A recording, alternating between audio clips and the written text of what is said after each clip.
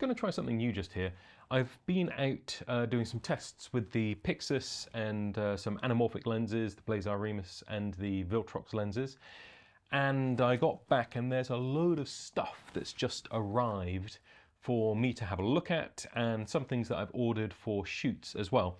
So I thought I'd just have a little bit of a rundown of things that I've got coming up, just to whet everyone's appetite and also give anyone a chance to ask any questions about these things prior to me beginning to review them, if that makes sense. Now, I'm going to set myself a little timer here because otherwise I will just talk for like an hour and no one needs that. This just needs to be a short video which gets a little bit to the point. So let's start off with something small.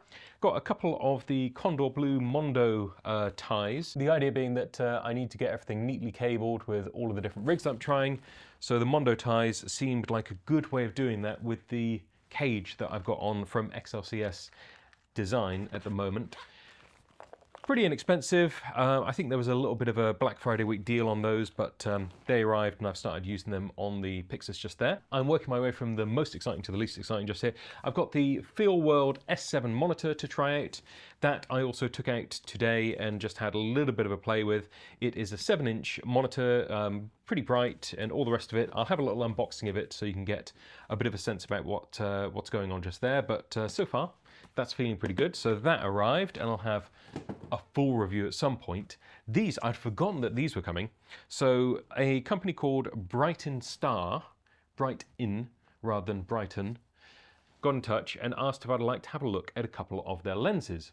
Now the lenses that I was most interested in, they actually couldn't send those out for various reasons, which will become apparent in the fullness of time.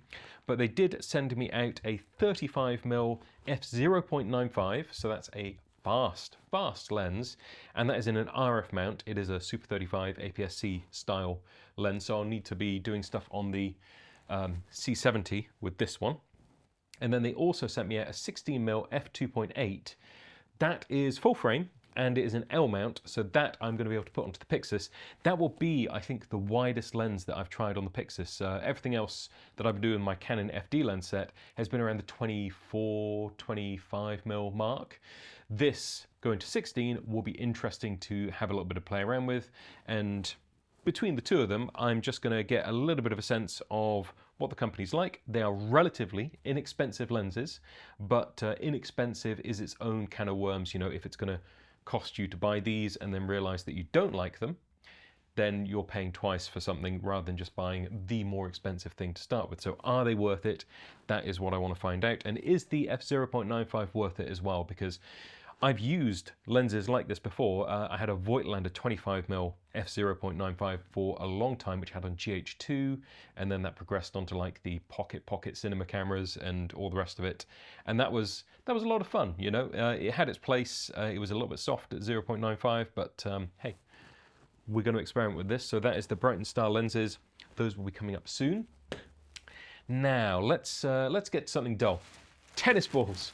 I ordered 24 tennis balls from Amazon. They arrived today.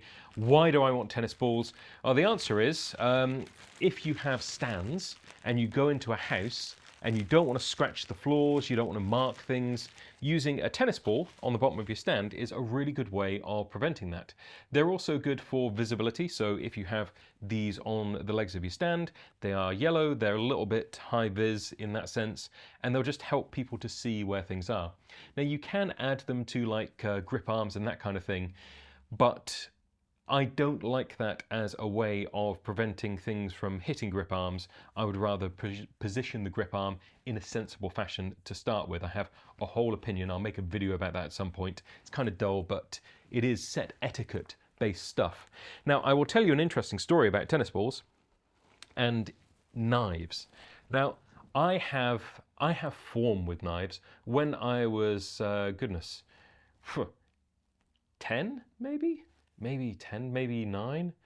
I had a penknife, Swiss Army knife. I was up at my grandparents' farm. I was making a bow and arrow, you know, sharpening a little arrow up, and I sliced my finger.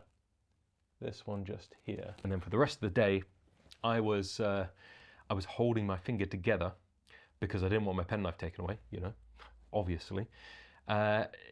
It got to the point where I thought it was okay, And then I went out to play in the hay barn or something, and I forgot about it, and it went bleh, and opened back up. Had to go and have stitches. You know, if you can see the bone, it's probably a good time to call a medic and get that sewn up. So all that to say, I have a little bit of a respect for knives, and over the years I've seen people do silly things with them, including myself.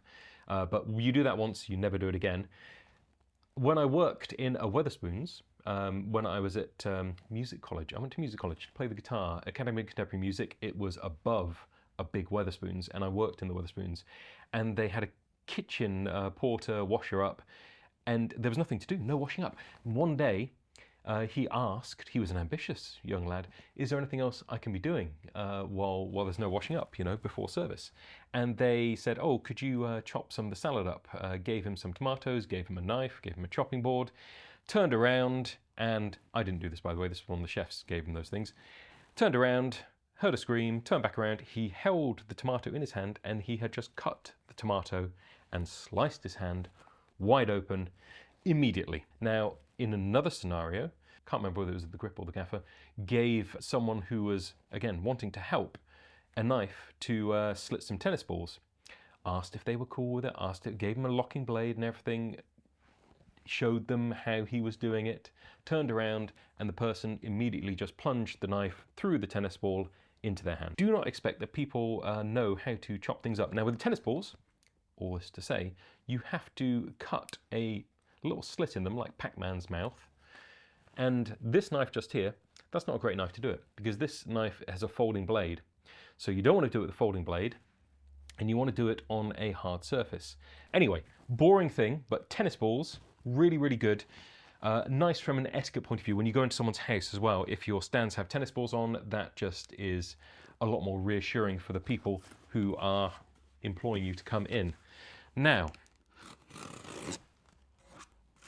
I'm not actually sure what's in this one, because this arrived and I haven't opened it. I'm opening it on camera for the first time. Okay. Comica.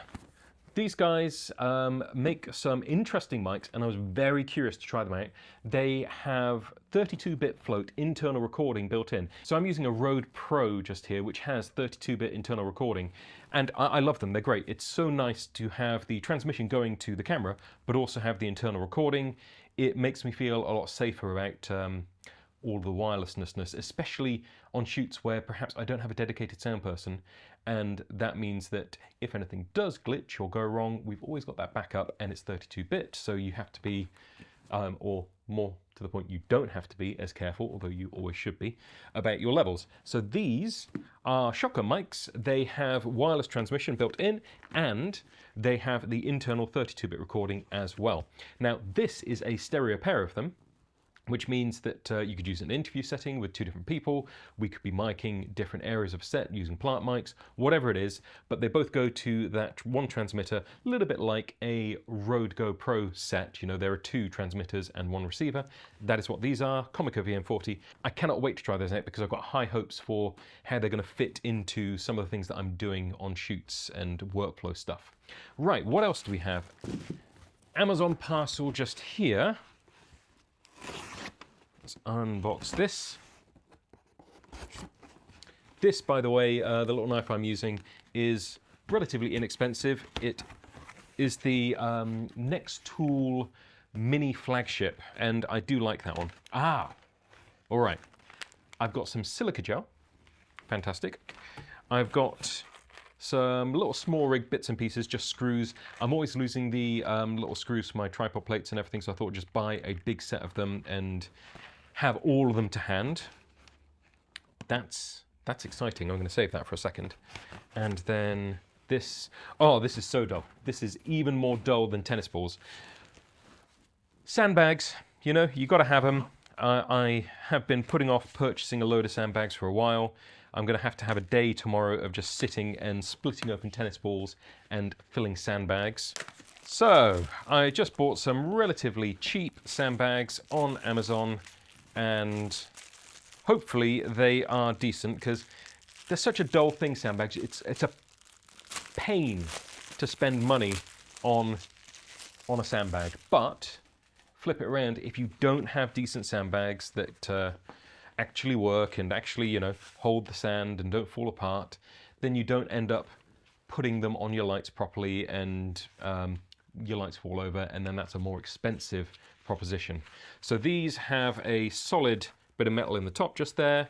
They are double zipped apparently, so that's nice. And I think they also came with, yeah, so this one came with its own plastic bags for you to put the sand in. Normally you have to go out and get like those Ziploc food bags, but these ones had everything in a pack, which I thought was quite a nice little touch. So I've got 4 of those to fill, and then I've also got this, you can't see it, this boom stand just here, which came with this, which I need to fill as well for a couple of shoots that I've got coming up. So a load of sandbags to fill, exciting, exhilarating stuff.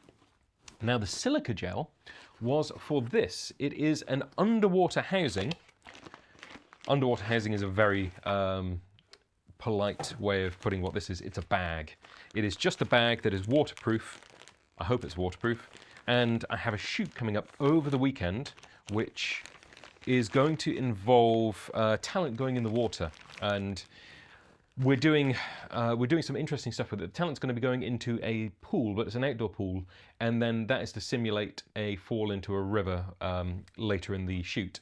So I thought, hey, if I could get hold of an underwater bag, I could put like the Pocket 4K or the C70 or something in it, and then get a shot under the water at night of a body falling into the water, and that would be really, really cool. Now, there was no budget to get a proper dive housing or anything like that, but I have read some good reviews of these bags, and I figure, hey, it might be worth the risk to give it a go. You basically undo the locks, you drop your camera into there, and then it's got a little port for the lens, and you can still focus, you can get your fingers in and everything, although I'm led to believe it's going to be kind of difficult to focus underwater. And that is why I got the silica gel, because I thought if there is any moisture in here and the camera gets warm and then the ports on it are cold, it's going to perhaps condense on the front element just there. So by dropping some silica pouches into this, it hopefully will keep it from steaming up. But I'll report back on this. In fact, that's kind of all I'm going to do with this video. There's lots of things to report back on. Got the mics to try out, got the lenses to try out, Mondo ties, I'm going to be trying those out, and this little thing just here. So yeah, exciting times. Oh, and the little monitor as well, the Feelword. So if you have any questions about all of this stuff, let me know. I think the most risky one here is probably this. This has massive potential to destroy a camera. Is it going to be worth it, or am I going to come back in a week's time and tell you, don't do that? Hey, it is not worth the value of that bag to destroy your camera. Just get a proper dive housing, or is this actually going to be, if you treat it right and you respect it, a really decent way of getting some quick underwater shots? Thoughts and any questions you have, I'll be back with some much more proper, real content very soon. I've got a load of videos already shot, ready to go up, so stay tuned.